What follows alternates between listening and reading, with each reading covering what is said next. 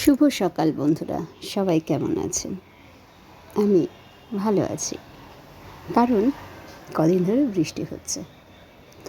আজকে একটু অন্যরকম পোস্ট দেখুন, মেয়ে কি করছে। গতকাল রাতে মেয়ে এটা করছিল যখন, আমি ফট করেই বললাম দাঁড়া একটু ভিডিও করে নিই।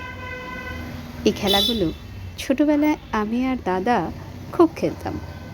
তখন আমাদের টর্চ লাইট ছিল না, আমাদের ছিল হেরিকান, ল্যাম্পো, ডিম ল্যাম্প বা মোমবাতি।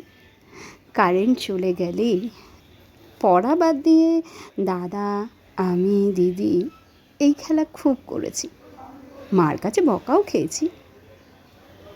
মেয়ে হঠাৎ করে কালকে রাতে এটা যেই করলো, সঙ্গে সঙ্গে ফিরে গেলাম ছোটোবেলায়।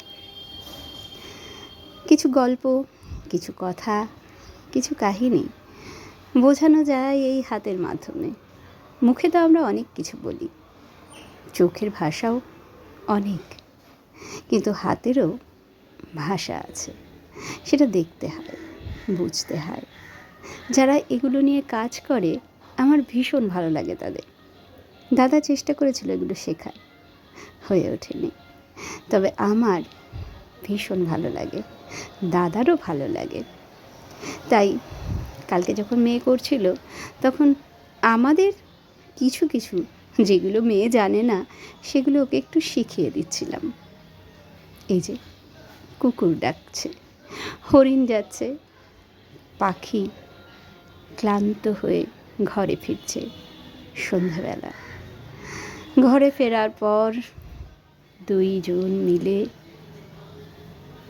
সারাদিনের ক্লান্ত দূর করা আমাদের মতনই গল্প করছে।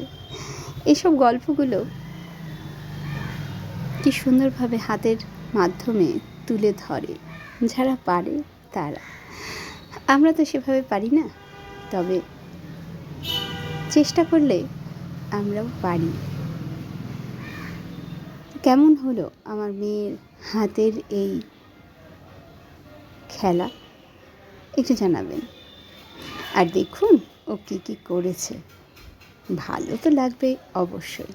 আমার মনে হয় আপনারাও ফিরে যাবেন সেই ছোটোবেলায়। আপনারা করতেন ছোটোবেলায় এরকম কিছু? আমরা কিন্তু ভীষণ করেছি, ভীষণ, খুব মনে পড়ে।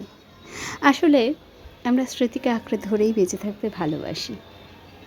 পরিবর্তন যতই হোক, পুরনো সবসময় মনের কোণে জায়গা করেই থাকে। ঠিক কিনা বলুন তো?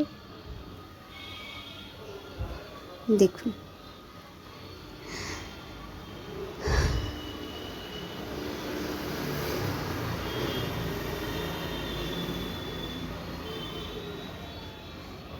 এগুলো কিন্তু নিজে থেকেই করেছে। আমি কয়েকটা দেখিয়ে দিয়েছিলাম, আর বাকিগুলো ও নিজে থেকেই করেছে। দুজনে গল্প করছে ক্লান্ত হয়ে ঘরে ফেরার পর, যেমন আমাদের হয়। আবার সকালবেলায় হতেই উড়ে যাওয়া জীবিকার সন্ধানে।